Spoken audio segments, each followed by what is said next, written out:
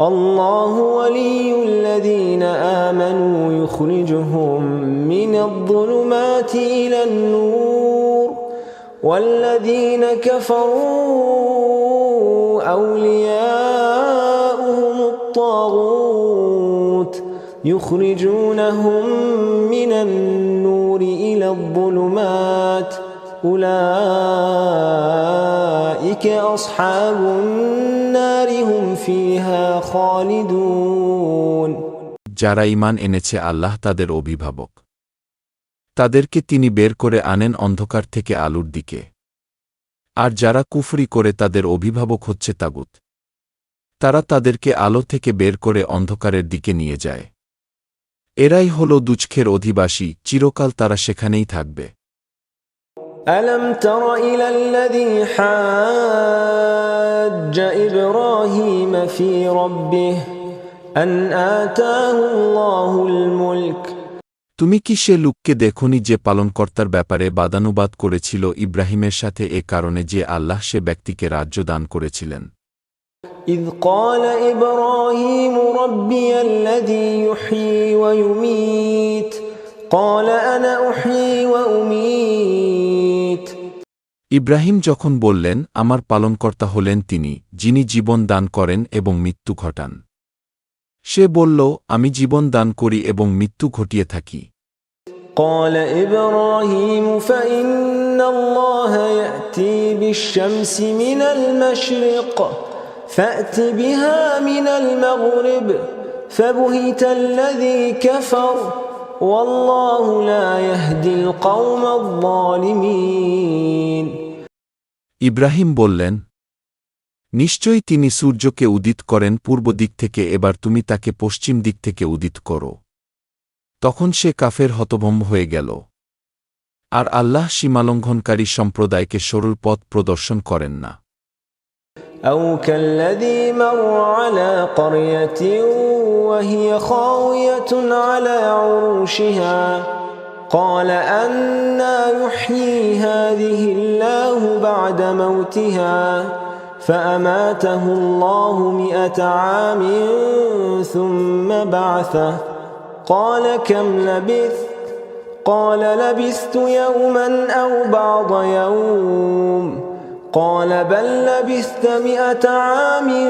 فانظر إلى طعامك وشرابك لم يتسنه وانظر إلى حمارك ولنجعلك آية للناس وانظر إلى العظام كيف ننشزها ثم نكسوها لحما فلما تبين له قال أعلم أن الله على كل شيء قدير তুমি কি সে লোককে দেখনি যে এমন এক জনপদ দিয়ে যাচ্ছিল যার বাড়িঘরগুলো ভেঙে ছাদের উপর পড়েছিল বলল কেমন করে আল্লাহ মরণের পর একে জীবিত করবেন অতঃপর আল্লাহ তাকে মৃত অবস্থায় রাখলেন 100 বছর তারপর তাকে উঠালেন বললেন কতকাল এভাবে ছিলে বলল আমি ছিলাম একদিন কিংবা একদিনের কিছু কম সময় বললেন তা নয় বরং তুমি তো 100 বছর ছিলে এবার চেয়ে দেখো নিজের খাবার ও পানীয়ের দিকে সেগুলো পচে যায়নি এবং দেখো নিজের গাধাটির দিকে আর আমি তোমাকে মানুষের জন্য দৃষ্টান্ত বানাতে চেয়েছি আর হাড়গুলোর দিকে চেয়ে দেখো যে আমি এগুলোকে কেমন করে জুড়ে দেই এবং সেগুলোর উপর মাংসের আবরণ পরিয়ে দেই অতঃপর যখন তার উপর এ অবস্থা প্রকাশিত হল তখন বলে উঠল আমি জানি নিঃসন্দেহে আল্লাহ সর্ববিষয়ে ক্ষমতাশীল وَإِذْ قَالَ إِبْرَاهِيمُ رَبِّ أَرِنِي كَيْفَ تُحْيِي الْمَوْتَى قَالَ أَوَلَمْ تُؤْمِنْ قَالَ بَلَى وَلَكِنْ لِيَطْمَئِنَّ قَلْبِي আর স্মরণ করো যখন ইব্রাহিম বলল হে আমার পালনকর্তা আমাকে দেখাও কেমন করে তুমি মৃতকে জীবিত করবে বললেন তুমি কি বিশ্বাস করো না বলল অবশ্যই বিশ্বাস করি কিন্তু দেখতে এজন্যে চাইছি যাতে অন্তরে প্রশান্তি লাভ করতে পারি قال فخذ 4 من الطير فصرهن إليك ثم اجعل على كل جبل منهن جزءا ثم ادعهن يأتينك سعيا واعلم أن الله عزيز حكيم বললেন, তাহলে 4টি পাখি ধরে নাও। পরে সেগুলোকে নিজের পুষ মানিয়ে নাও, অতঃপর সেগুলোর দেহের এক একটি অংশ বিভিন্ন পাহাড়ের উপর রেখে দাও। তারপর সেগুলোকে ডাকো, তোমার নিক দৌড়ে চলে আসবে। আর জেনে রাখো, নিশ্চয়ই আল্লাহ পরাক্রমশালী, অতি জ্ঞানসম্পন্ন। مثل الذين ينفقون أموالهم في سبيل الله كمثل حبة أنبتت 7 سنابل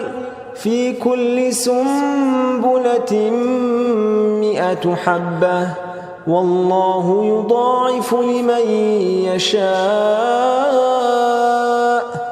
والله واسع عليم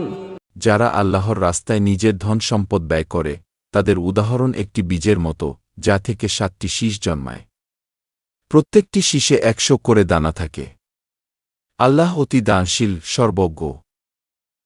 الذين ينفقون أموالهم في سبيل الله ثم لا يتبعون ما